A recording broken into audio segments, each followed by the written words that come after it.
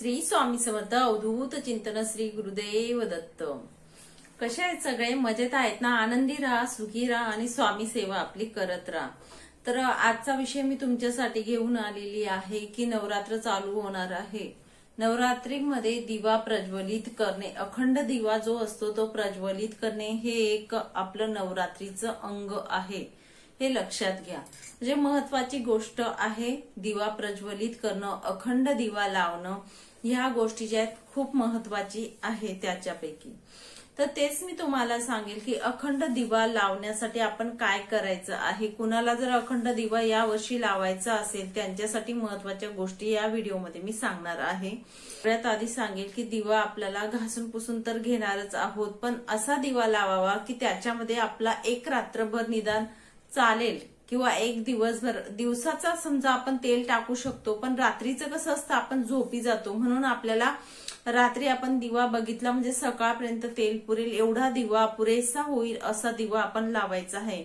आधीच्या काळी बघा दगडांचे दिवे राहायचे जुन्या काळी, आहे ना लक्षात? तर आता तर शक्य नाही, आता तर उलट म्हणजे काचही असतो।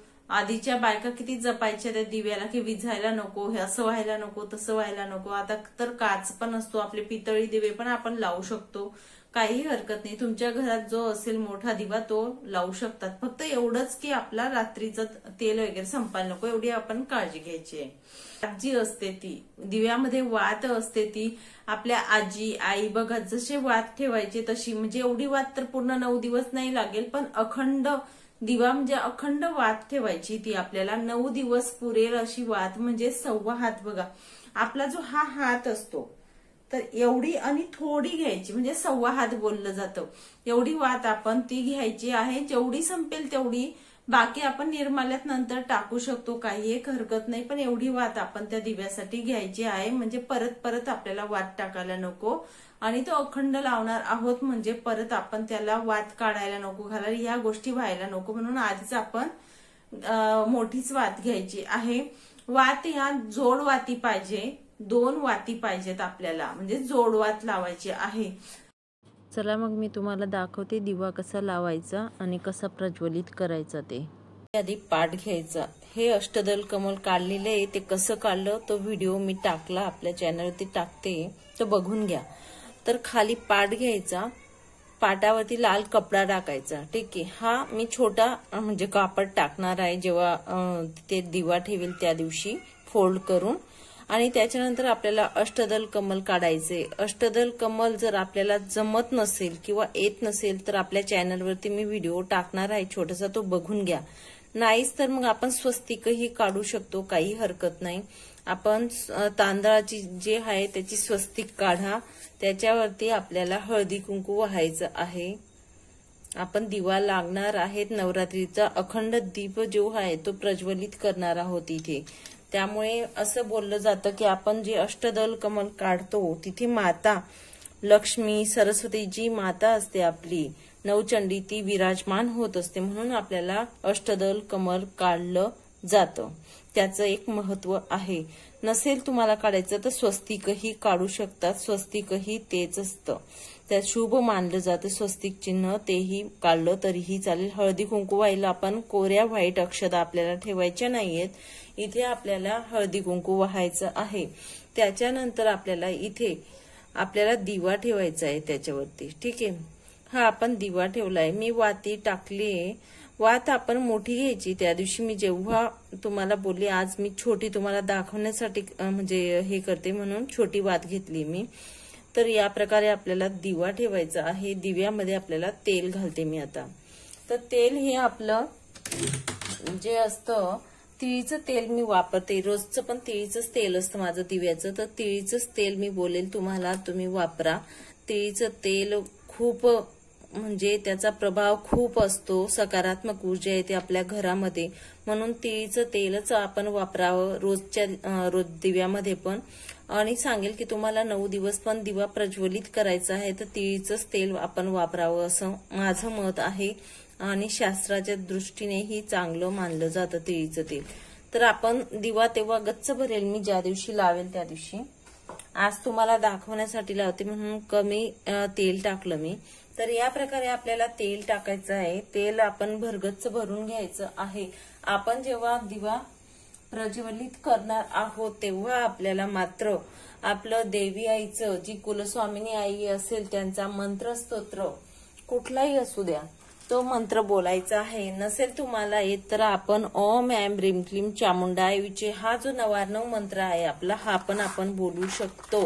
त्यामुळे आपण 99 मंत्र बोलला ती तरीही चालेल. आता मी तुमच्यासोबत बोलते, पण जेव्हा मी पूजा करेल तेव्हा मात्र 99 मंत्र बोलेल. ठीक आहे.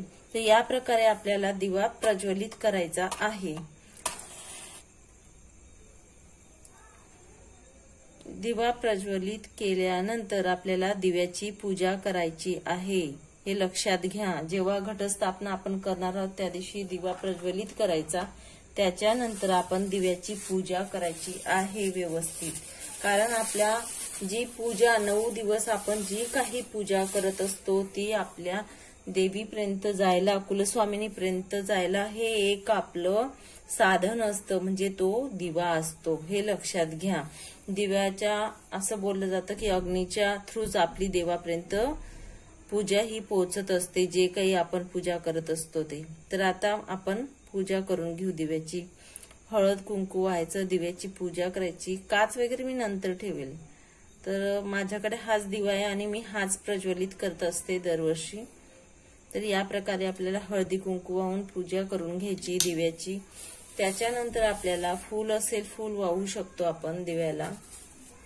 या प्रकारे आपण फूल वाहा.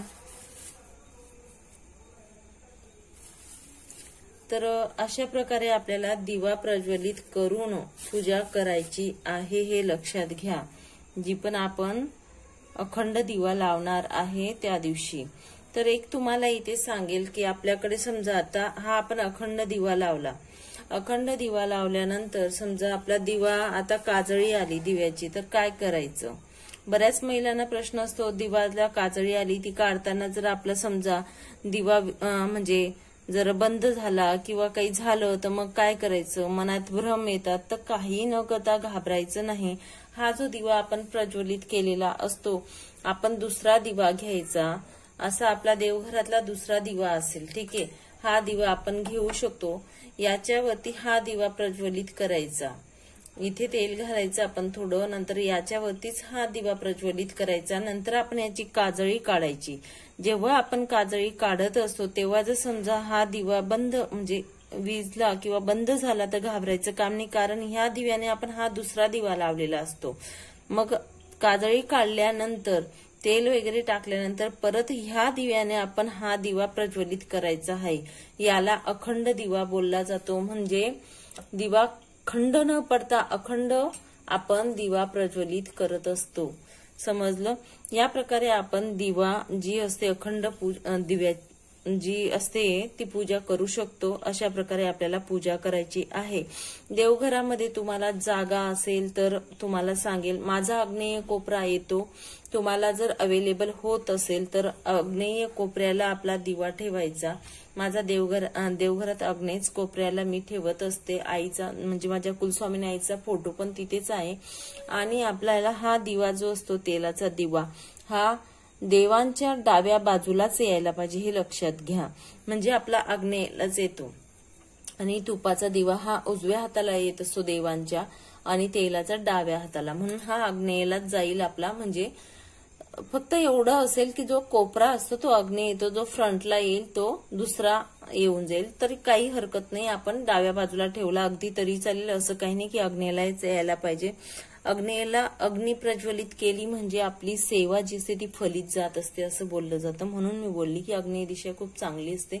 तसं काही एक नाही. जर ती तुम्हाला शक्य नसेल तर मात्र डाव्या बाजूला ठेवा. देवांच्या डाव्या बाजूला तुम्ही ठेवायचा प्रयत्न करा. पुढे मागे कुठेही ठेवला तरीही चालेल, काही एक हरकत नाही. तर आपण दिवा प्रज्वलित करत असतो तेव्हा दिव्यामध्ये आपला जो दिवा असतो त्याच्यामध्ये आपण बघा म्हणजे काहीतरी ठेवलं जातं किंवा आपला दिवा फडफड करत असतो, काहीतरी गोष्टी होत असतात. म्हणजे दिव्यामध्ये आपण नेहमी बघा कापूर टाकायचा. मी रोज दिव्यामध्ये कापूर टाकते. एक वडी रोज असते माझी रोजच्या दिव्यामध्येही. का तर असं बोललं जातं की कापूर टाकल्याने आपल्या घरातील जे पण नकारात्मक दृष्टी असते किंवा विचार असतात किंवा कुठलेही शक्ती असते ती निघण्यास मदत होते, हे लक्षात घ्या. म्हणून हा दिवा जर आपला अखंड चालत असतो तर आपण जेव्हा आपण तेल टाकतो ह्या दिव्यामध्ये, सकाळी तेल टाकतो बघा, तेव्हा आपल्याला कापूर जो असतो तो विरघळून जात असतो. संध्याकाळी विरघळला नसेल तर राहू द्या, परत दुसऱ्या दिवशी आपण तेल घालतो. संध्याकाळी रात्री झोपायच्या आधी आपल्याला बघायचं, हा दिवा फुल करून द्यायचा. काजळी बघायची, 2 वेळ फक्त दिव्याला हात लावायचं काम असतं, सकाळी आणि संध्याकाळी, हे लक्षात घ्या. सकाळी आपण आंघोळ वगैरे केल्यानंतर जेव्हा पूजा करतो तेव्हा सगळ्यात आधी दिवा बघून घ्यायचा. देवपूजा नंतर केली आपण तरी चालेल, फक्त दिवा बघायचं काम आपण सकाळी करायचं आंघोळ केल्यानंतर. आणि रात्री झोपायच्या आधी आपल्याला दिवा बघायचं काम करायचं आहे. जेव्हा आपण तेल घालत असतो दिव्यामध्ये तेव्हा मात्र मी रोज 1 कापराची वडी टाकत असते. कापराची वडी टाकल्याने आपल्या घरातील वातावरण हे सकारात्मक होतं असं बोललं जातं. मी रोजच्या रोज टाकते, पण तुम्हाला सांगेल की आपण नवरात्रीमध्ये तरी टाकावी असं मला वाटतं. तर बघा मग. आणि कोणी कोणी लोंगही टाकतं, एखाद लोंग पण टाकतं, कारण लोंग टाकतं असं बोललं जातं की जिथे माताजी लक्ष्मी असते म्हणजे देवीला लोंग अतिप्रिय असते, म्हणून लोंग टाकल्याने मातेचं वास्तव्य होतं तिथे असं बोललं जातं, विराजमान होतात आपल्या घरात येऊन. त्यामुळे जर टाकता आली तर लोंगही तुम्ही 1 टाकू शकतात, काही हरकत नाही. या प्रकारे आपल्याला दिवा प्रज्वलित करायचा आहे. त्यामुळे अशा प्रकारे आपण दिवा प्रज्वलित करायचा आहे.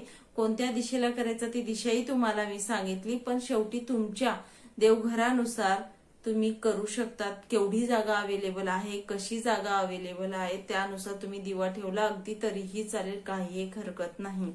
ही होती दिव्याविषयी माहिती. अखंड दीप आपण कसा प्रज्वलित करायचा, काय करायचा त्याविषयी माहिती.